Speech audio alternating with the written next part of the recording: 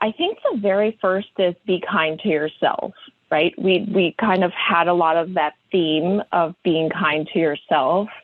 What I've come to realize most recently is that your thoughts become your reality. And if you really think about that concept for a minute, for me, it was a little bit mind-blowing because what it does is that I can actually change the narrative in my own head, right? And so by being kind to yourself, by thinking optimistically and positively about yourself or about a situation or whatever the case may be and not beating yourself up, the story in your head becomes a little bit more positive, not only about the circumstance that whatever that experience was, but also to yourself. And so I think it really all starts with being kind to yourself, right? Like we often hear or read somewhere, like, talk to yourself like how you would talk to your best friend. Like, you would never say all those like mean, terrible things to your friend. Do the same thing for yourself, right? Be kind, give yourself grace. I think that's the biggest life lesson that I could share, and one that I'm working on constantly. Like I said, I'm competitive with myself. I'm my harshest critic. And so by changing that narrative really helps me significantly. And then the other I would say is take that first step.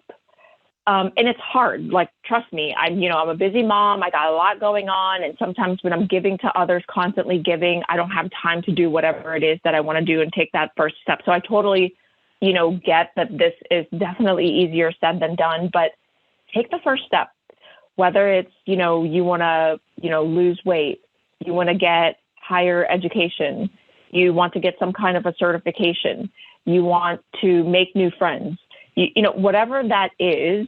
I kind of equate this analogy that I think of in my mind is, if I want to get to a practice of like running, right? Like running a pretty decent amount, I'm not going to go from like waking up one day, not ever running, to like running a marathon. What I'm going to do is I'm going to get up and I'm going to commit to putting my shoes on and like walking around the block for 10 minutes, right? And then that 10-minute walk around the block ends up being a jog for 15 or 20 minutes. And that jog ends up being possibly, and I've never run a marathon, possibly running a marathon in the future. But I think the point is you have to be able to take that first step. And sometimes people feel overwhelmed by the marathon, like that end outcome, that it's so hard to be able to get there. But if you break up the pieces to be able to get there, just that first step, take a class, watch a YouTube video, whatever the case is that you kind of want to take that step towards, just take it. And that goes back to being kind to yourself, because you need to be able to do that for yourself in order to help yourself to achieve whatever it is you want to be able to achieve.